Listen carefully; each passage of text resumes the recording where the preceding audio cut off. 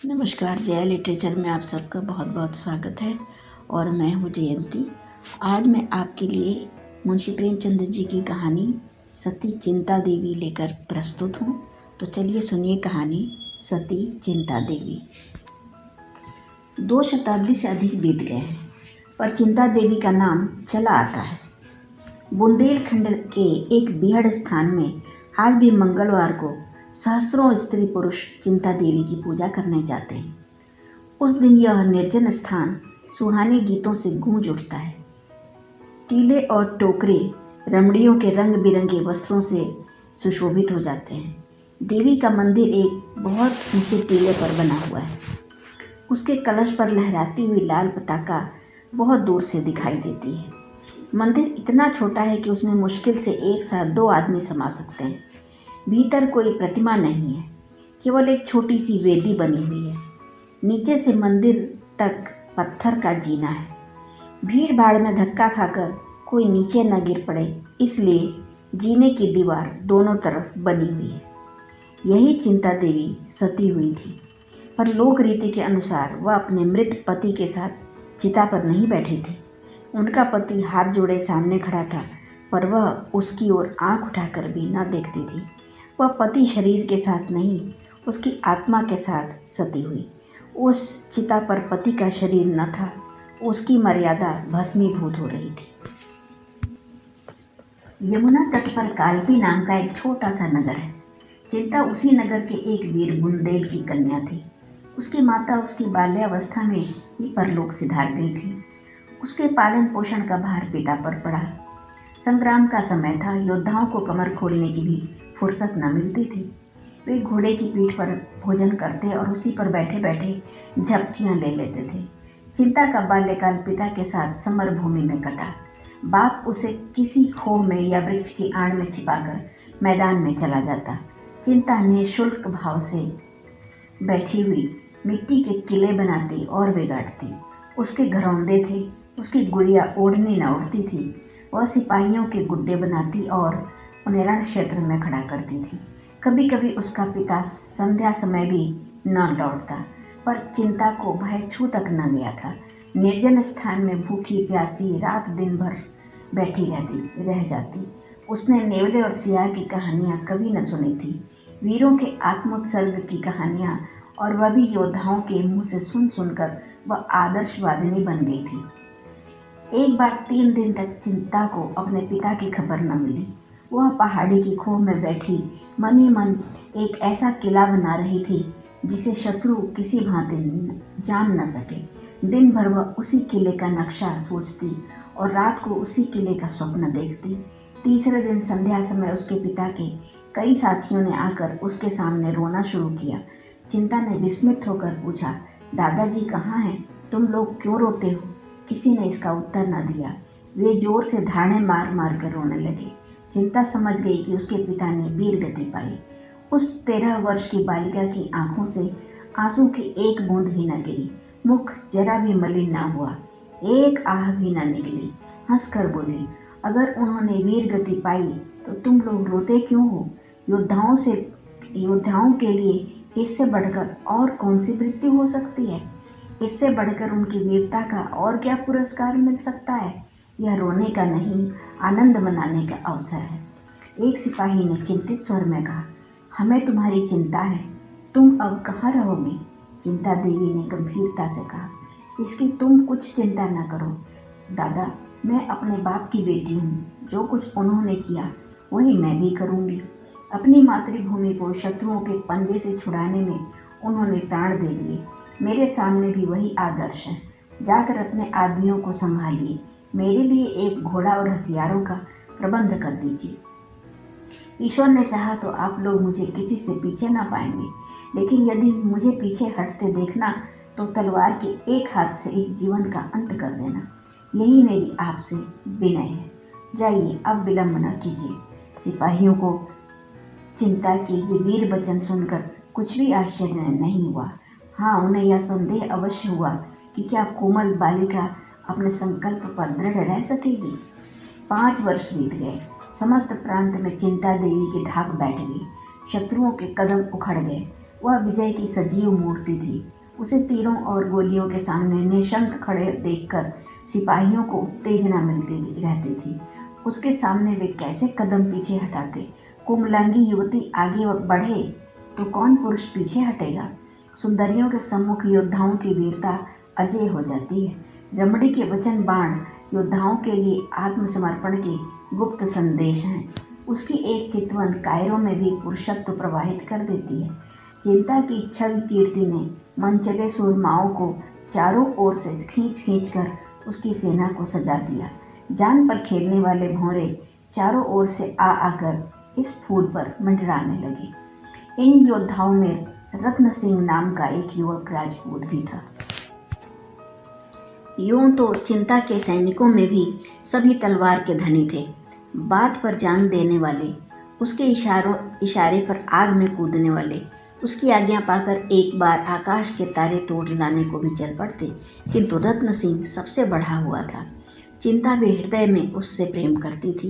रत्न सिंह अन्य वीरों की भांति आखड़ मुंहफट या घमंडी न था, और लोग अपनी अपनी कीर्ति को खूब बढ़ा बढ़ाकर बयान करते, आत्म प्रशंसा करते हुए। उनकी ध्येय अपना कर्तव्य न था, चिंता थी। रत्न सिंह जो कुछ करता शांत भाव से, अपने प्रशंसा करना तो दूर रहा, वह चाहे तो कोई शेर ही क्यों ना मार आए उसकी चर्चा तक न करता। उसकी विनयशीलता और नम्रता संकोच की सीमा से भिड़ गई थी। औरों के प्रेम में विलास था, पर रत्न सिंह के प्रेम में त्याग और तप, और लोग मीठी नींद में सोते थे। पर रत्न सिंह तारे गिन गिन कर रात काटता था, और सब अपने दिल में समझते थे कि चिंता मेरी होगी। केवल रत्न सिंह निराश था, और इसलिए उसे किसी से न द्वेष था न राग। औरों की चिंता के सामने चहकते हुए देखकर औरों को चिंता के सामने चहकते देखकर उसे उनकी वाक्पटुता पर आश्चर्य होता। प्रतिक्षण उसका निराशांधकार और भी घना हो जाता था। कभी कभी वह अपने बोधेपन पर झुंझला उठता। क्यों ईश्वर ने उसे उन गुणों से वंचित रखा जो रमणियों के चित्त को मोहित करते हैं। उसे कौन पूछेगा, उसकी मनोव्यथा को कौन जानता है। पर वह मन में झुंझला कर रह जाता था। दिखावे की उसकी सामर्थ्य ही न थी। आधी से अधिक रात बीत गई थी। चिंता अपने खेमे में विश्राम कर रही थी। सैनिक गण भी कड़ी मंजिल मारने के बाद कुछ खा पी कर गाफिल पड़े हुए थे। आगे एक घना जंगल था। जंगल के उस पार शत्रुओं का एक दल डेरा डाले पड़ा था। चिंता उसके आने की खबर पाकर भागी भागी चली आ रही थी। उसने प्रातःकाल शत्रुओं पर धावा करने का निश्चय कर लिया था। उसे विश्वास था कि शत्रुओं को मेरे आने की खबर न मिलेगी, किंतु यह उसका भ्रम था। उसी की सेना का एक आदमी शत्रुओं से मिला हुआ था। यहाँ की खबरें वहाँ नित्य पहुँचती रहती थी। उन्होंने चिंता से निश्चिंत होने के लिए एक षड्यंत्र रच रखा था। उसकी गुप्त हत्या करने के लिए 3 साहसी सिपाहियों को नियुक्त कर दिया था। वे तीनों हिंसक पशुओं की भांति दबे पांव जंगल को पार करके आए और वृक्षों की आड़ में खड़े होकर सोचने लगे कि चिंता का खेमा कौन सा है। सारी सेना बेखबर सो रही थी। इससे उन्हें अपने कार्य की सिद्धि में लेश मात्र संदेह न था। वे वृक्षों की आड़ से निकले और जमीन पर मकर की तरह रेंगते हुए चिंता के खेमे की ओर चले। सारी सेना बेखबर सोती थी। पहरे के सिपाही थक कर चूर हो जाने के कारण निद्रा में मग्न हो गए थे। केवल एक प्राणी खेमे के पीछे मारे ठंडे के सिकुड़ा हुआ बैठा था। यही रत्न सिंह था। आज उसने यह कोई नई बात न की थी। पड़ावों में उसकी रातें इसी भांति चिंता के खेमे के पीछे बैठे बैठे कटती थीं। घातकों की आहट पाकर उसने तलवार निकाल ली और चौंक कर उठ खड़ा हुआ। देखा 3 आदमी झुके चले आ रहे हैं। अब क्या करें? अगर शोर मचाता है तो सेना में खलबली पड़ जाए और अंधेरे में लोग एक दूसरे पर वार करके आपस में ही कट मरे। इधर अकेले 3 जवानों से भिड़ने में प्राणों का भय था। अधिक सोचने का मौका न था। उसमें योद्धाओं की अविलंब निश्चय कर लेने की शक्ति थी। तुरंत तलवार खींच ली और उन तीनों पर टूट पड़ा। कई मिनट तक तलवारें छपाछप चलती रहीं। फिर सन्नाटा छा गया। उधर से तीनों आहत होकर गिर पड़े। इधर यह भी जख्मों से चूर होकर अचेत हो गया। प्रातःकाल चिंता उठी तो चारों जवानों को भूमि पर पड़े पाया। उसका कलेजा धक से हो गया। समीप जाकर देखा तीनों आक्रमणकारियों के प्राण निकल चुके थे, पर रत्न सिंह की सांस चल रही थी। सारी घटना समझ में आ गई। नारीत्व ने वीरत्व पर विजय पाई। जिन आंखों से पिता की मृत्यु पर आंसू की एक बूंद भी न गिरी थी, उन्हीं आंखों से आंसू की झड़ी लग गई। उसने रत्न सिंह का सिर अपनी जांघ पर रख लिया और हृदयांगन में रचे हुए स्वयंवर में उसके गले में जयमाला डाल दी। महीने भर न रत्न सिंह की आंखें खुली और न चिंता की आंखें बंद हुई। चिंता उसके पास से एक क्षण के लिए भी कहीं न जाती। न अपने इलाके की परवाह थी, न शत्रुओं के बढ़ते चले आने की फिक्र। रत्न सिंह की आंखें खुली, देखा चारपाई पड़ी हुई है और चिंता सामने पंखा लिए खड़ी है। क्षीण स्वर में बोला, चिंता, पंखा मुझे दे दो, तुम्हें कष्ट हो रहा है। चिंता का हृदय इस समय स्वर्ग के अखंड अपार सुख का अनुभव कर रहा था। 1 महीना पहले जिस जीर्ण शरीर के सिरहाने बैठी हुई थी, वह नैराश्य से रोया करती थी। उसे आज बोलते देखकर आह्लाद का पारावार न रहा। उसने स्नेह मधुर स्वर में कहा, प्राणनाथ, यदि यह कष्ट है तो सुख क्या है मैं नहीं जानती। प्राणनाथ इस संबोधन में विलक्षण मंत्र की सी शक्ति थी। रत्न सिंह की आंखें चमक उठी, जीर्ण मुद्रा प्रदीप्त हो गई, नसों में एक एक जीवन का संचार हो उठा। और वह जीवन कितना स्फूर्तिमय था, उसमें कितना माधुर्य, कितना उल्लास और कितनी करुणा थी। रत्न सिंह के अंग अंग फड़कने लगे। उसे अपनी भुजाओं में अलौकिक पराक्रम का अनुभव होने लगा। ऐसा जान पड़ा मानो वह सारे संसार की सैर कर सकता है, उड़कर आकाश पर पहुंच सकता है, पर्वतों को चीर सकता है। एक क्षण के लिए उसे ऐसी तृप्ति हुई मानो उसकी सारी अभिलाषाएं पूरी हो गई हैं और वह किसी से कुछ नहीं चाहता। शायद शिव को सामने खड़े देखकर भी वह मुंह फेर लेगा, कोई वरदान न मांगेगा। उसे अब किसी रिद्धि की, किसी पदार्थ की इच्छा न थी।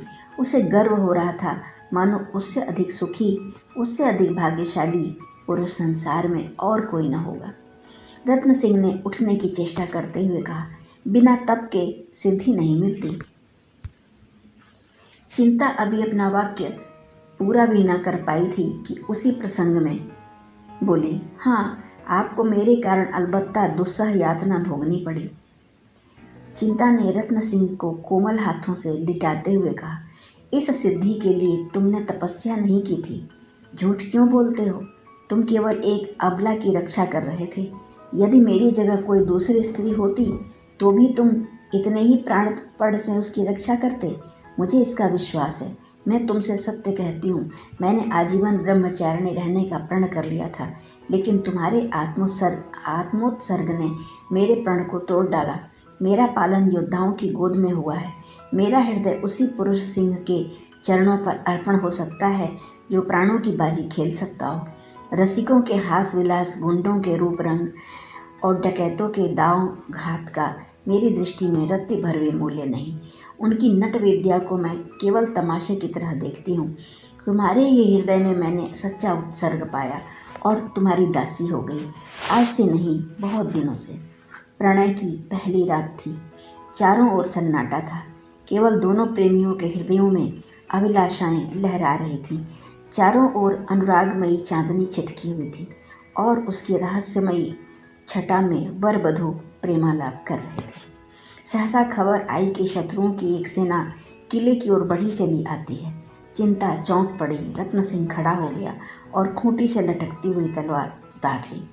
चिंता ने उसकी ओर कातर स्नेह की दृष्टि से देखकर कहा, कुछ आदमियों को उधर भेज दो, तुम्हारे जाने की क्या ज़रूरत है। रत्न सिंह ने बंदूक कंधे पर रखते हुए कहा, मुझे भय है कि अब कि ये लोग बड़ी संख्या में आ रहे हैं। चिंता, तो मैं भी चलूँगी। नहीं, मुझे आशा है वे लोग ठहर न सकेंगे। मैं एक ही धावे में उनके कदम उखाड़ दूंगा। यह ईश्वर की इच्छा है कि हमारी प्रणय रात्रि विजय रात्रि हो। न जाने क्यों मन कातर हो रहा है, जाने देने को जी नहीं चाहता। रत्न सिंह ने इस सरल अनुरक्त आग्रह से विह्वल होकर चिंता को गले लगा लिया और बोले, मैं सवेरे तक लौट आऊँगा प्रिय। चिंता पति के गले में हाथ डालकर आंखों में आंसू भरे हुए बोली, मुझे भय है तुम बहुत दिनों में लौटोगे। मेरा मन तुम्हारे साथ रहेगा। जाओ, पर रोज़ खबर भेजते रहना। तुम्हारे पैर पड़ती हूँ, अवसर का विचार करके धावा करना। तुम्हारी आदत है कि शत्रु देखते ही आकुल हो जाते हो और जान पर खेल कर टूट पड़ते हो। तुमसे मेरा यही अनुरोध है कि अवसर देखकर काम करना। जाओ, जिस तरह पीठ दिखाते हो उसी तरह मुँह दिखाओ। चिंता का हृदय कातर हो रहा था। वहाँ पहले केवल विजय लालसा का आधिपत्य था, अब भोग लालसा की प्रधानता थी। वही वीरबाला जो सिंहनी की तरह गरज कर शत्रुओं के कलेजे को कपा देती थी, आज इतनी दुर्बल हो रही थी कि जब रत्न सिंह घोड़े पर सवार हुआ तो आप उसकी कुशल कामना से मन ही मन देवी की मनौतियाँ कर रही थी। जब तक वह वृक्षों की ओट में छिप न गया, वह खड़ी उसे देखती रही। फिर वह किले के सबसे ऊंचे बुर्ज पर चढ़ गई और घंटों उसकी तरफ ताकती रही। वहाँ शून्य था। पहाड़ियों ने कभी का रत्न सिंह को अपनी ओट में छिपा लिया था, पर चिंता को ऐसे जान पड़ा था कि वह सामने चले आ रहे हैं। जब उषा की लोहित छवि वृक्षों की आड़ से झांकने लगी तो उसकी मोह विस्मृति टूट गई। मालूम हुआ चारों तरफ शून्य है। वह रोती हुई बुर्ज से उतरी और शैया पर मुंह ढांपकर रोने लगी। रत्न सिंह के साथ मुश्किल से 100 आदमी थे, किंतु सभी मजे हुए। अवसर और संख्या को तुच्छ समझने वाले, अपनी जान के दुश्मन, वीरोल्लास से भरे हुए, एक वीर रसपूर्ण पद गाते हुए घोड़ों को बढ़ाए चले जाते थे। बाकी तेरी पाग सिपाही, इसकी रखना लाज, तेग तेवर कुछ काम न आए, बख्तर ढाल व्यर्थ हो जाए। रखियो मन में लाग सिपाही, बाकी तेरी पाग, इसकी रखना लाज सिपाही, इसकी रखना लाज। पहाड़ियाँ इन वीर स्वरों से गूंज रही थी, घोड़ों की टाप ताल दे रही थी। यहाँ तक कि रात बीत गई। सूर्य ने अपनी लाल आंखें खोल दी और इन वीरों पर अपनी स्वर्ण छटा की वर्षा करने लगा। वहीं रक्तमय प्रकाश में शत्रुओं की सेना एक पहाड़ी पर पड़ाव डाले हुए नजर आई। रक्त सिंह सिर झुकाए, वियोग व्यथित हृदय को दबाए मंद गति से पीछे पीछे चला जाता था। कदम आगे बढ़ता था पर मन पीछे हटता। आज जीवन में पहली बार दुश्चिंताओं ने उसे आशंकित कर रखा था। कौन जानता है लड़ाई का अंत क्या हो। जिस स्वर्ग सुख को छोड़कर वह आया था, उसकी स्मृतियां रह रहकर उसके हृदय को मसोस रही थी। चिंता की सजल आंखें याद आती थीं और जी चाहता था घोड़े की रास पीछे मोड़ दें। प्रतिक्षण रणोत्साह क्षीण होता जाता था। सहसा एक सरदार ने समीप आकर कहा, भैया यह देखो, ऊंची पहाड़ी पर शत्रु डेरा डाले पड़े हैं। तुम्हारी अब क्या राय है? हमारी तो यह इच्छा है कि तुरंत उन पर धावा कर दें। गाफिल पड़े हुए हैं, भाग खड़े होंगे। देर करने से ये भी संभल जाएंगे और तब मामला नाजुक हो जाएगा। 1000 से कम न होंगे। रत्न सिंह ने चिंतित नेत्रों से शत्रु दल की ओर देखकर कहा, हाँ मालूम तो होता है सिपाही, तो धावा कर दिया जाए ना। रत्न सिंह, जैसी तुम्हारी इच्छा, संख्या अधिक है यह सोच लो। सिपाही, इसकी परवाह नहीं, हम इससे बड़ी सेनाओं को परास्त कर चुके हैं। रत्न सिंह, यह सच है, पर आग में कूदना ठीक नहीं। सिपाही, भैया तुम कहते क्या हो? सिपाही का तो जीवन ही आग में कूदने के लिए। तुम्हारे हुक्म की देर है, फिर हमारा जीवन जीवट देखना। रत्न सिंह, अभी हम लोग बहुत थके हुए हैं, जरा विश्राम कर लेना अच्छा है। सिपाही, नहीं भैया, उन सबको हमारी आहट मिल गई तो गजब हो जाएगा। रत्न सिंह, तो फिर धावा ही बोल दो। एक क्षण में योद्धाओं ने घोड़ों की बांगें उठा दी और अस्त्र संभाले हुए शत्रु सेना पर लपके, किंतु पहाड़ी पर पहुंचते ही इन लोगों ने उनके विषय में जो अनुमान किया था वह मिथ्या था। वह सजग ही न थे, स्वयं किले पर धावा करने की तैयारियां भी कर रहे थे। इन लोगों ने जब उन्हें सामने आते देखा तो समझ गए कि भूल हुई, लेकिन अब सामना करने के सिवा चारा ही क्या था। फिर भी वे निराश न थे। रत्न सिंह जैसे कुशल योद्धा के साथ इन्हें कोई शंका न थी। वह इससे भी कठिन अवसरों पर अपने रण कौशल से विजय लाभ कर चुका था। क्या आज वह अपना जौहर न दिखाएगा? सारी आंखें रत्न सिंह को खोज रही थी, पर उसका वहाँ कहीं पता न था। कहाँ चला गया यह कोई न जानता था, पर वह कहीं नहीं जा सकता। अपने साथियों को इस कठिन अवस्था में छोड़कर वह कहीं नहीं जा सकता। संभव नहीं अवश्य ही वह यही है और हारी हुई बाजी को जिताने की कोई युक्ति सोच रहा है। एक क्षण में शत्रु इनके सामने आ पहुंचे। इतने बहुसंख्यक सेना के सामने ये मुट्ठी भर आदमी क्या कर सकते थे। चारों ओर से रत्न सिंह की पुकार होने लगी, भैया तुम कहाँ हो, हमें क्या हुक्म देते हो, देखते हो हम लोग सामने आ पहुँचे, पर तुम अभी मौन खड़े हो, सामने आकर हमें मार्ग दिखाओ, हमारा उत्साह बढ़ाओ। पर अब भी रत्न सिंह न दिखाई दिया। यहाँ तक कि शत्रु दल सिर पर आ पहुंचा और दोनों दलों में तलवारें चलने लगी। बुंदेलों ने प्राण हथेली पर लेकर लड़ना शुरू किया, पर एक को एक बहुत होता है, 1 और 10 का मुकाबला ही क्या। यह लड़ाई न थी, प्राणों का जुआ था। बुंदेलों में निराशा का अलौकिक बल था। खूब लड़े, पर क्या मजाल कि एक कदम पीछे हटे। उनमें अब जरा भी संगठन न था, जिससे जितना आगे बढ़ते बना अंत क्या होगा इसकी कोई चिंता न थी। कोई तो शत्रुओं की सफ़ेद चीरता हुआ सेनापति के समीप पहुंच गया, कोई उनके हाथी पर चढ़ने की चेष्टा करते मारा गया। उनका अमानुषिक साहस देखकर शत्रुओं के मुंह से भी वाह वाह निकलती थी, लेकिन ऐसे योद्धाओं ने नाम पाया, विजय नहीं पाई। 1 घंटे में रंगमंच का पर्दा गिर गया, तमाशा खत्म हो गया। एक आंधी थी जो आई और वृक्षों को उखाड़ती हुई चली गई। संगठित रहकर यह मुट्ठी भर आदमी दुश्मनों का दांत खट्टे कर देते, पर जिस पर संगठन का भार हो उसका कहीं पता न था। विजयी मराठों ने एक एक लाश ध्यान से देखी। रत्न सिंह के जीते जी उन्हें नींद न आती थी। लोगों ने पहाड़ी की एक एक चट्टान का मंथन कर डाला, पर रत्न सिंह न हाथ आया। विजय हुई पर अधूरी। चिंता के हृदय में आज न जाने क्यों भांति भांति की शंकाएं उठ रही थी। वह कभी इतने दुर्बल न थी। बुंदेलों की हार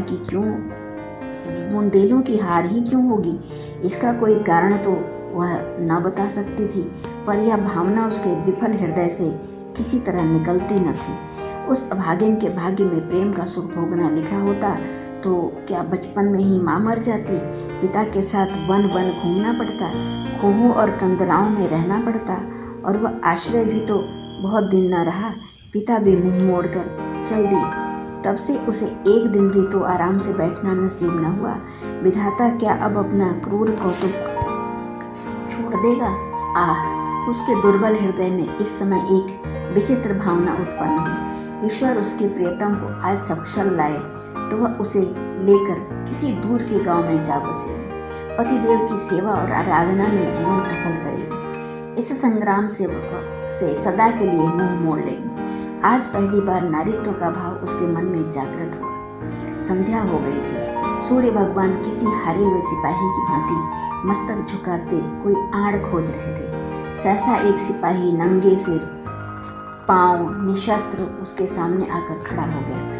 चिंता पर वज्रपात हो गया। एक क्षण तक मरमाहत सी बैठी रही, फिर उठकर घबराई हुई सैनिक के पास आई और आतुर स्वर में पूछा, कौन कौन बचा?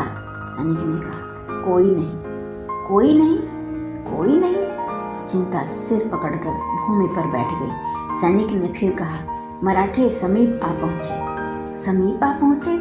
बहुत समीप। तो तुरंत चिता तैयार करो, समय नहीं है। अभी हम लोग तो सिर कटाने को हाजिर ही हैं। तुम्हारी जैसी इच्छा।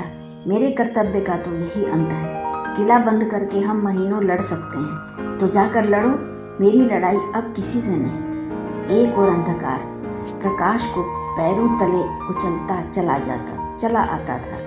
दूसरी ओर विजयी मराठे लहराते हुए खेतों को और किलों में चिता बन रही थी। जो ही दीपक जले, चिता में भी आग लगी। सती चिंता 16 श्रृंगार की अनुपम छवि दिखाती हुई प्रसन्न मुख अग्नि मार्ग से पतिलोक की यात्रा करने जा रही थी। चिता के चारों ओर स्त्री और पुरुष एकत्रित थे। शत्रुओं ने किलों को घेर लिया है, इसकी किसी को फिक्र न थी। शोक से सबके चेहरे उदास और सिर झुके हुए थे।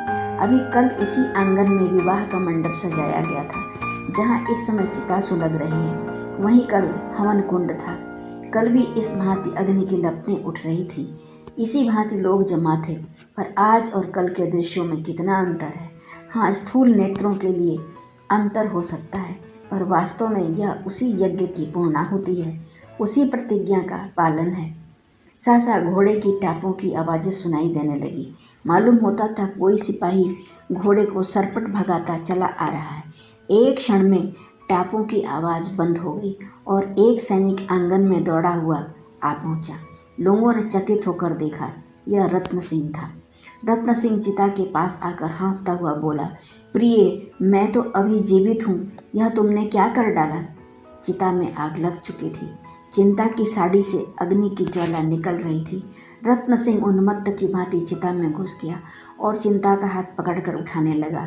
लोगों ने चारों ओर से लपक लपक कर चिता की लकड़ियां हटानी शुरू की, पर चिंता ने पति की ओर आंख उठाकर भी न देखा, केवल हाथ से उसे हट जाने का संकेत किया।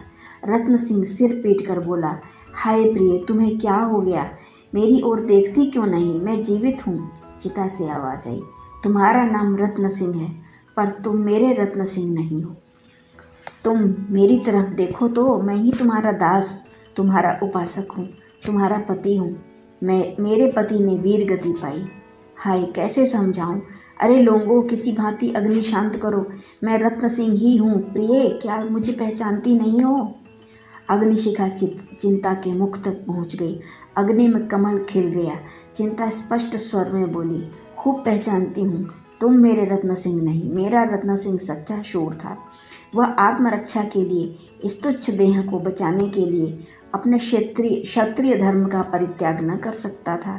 मैं जिस पुरुष के चरणों की दासी बनी थी, वह देवलोक में विराजमान है।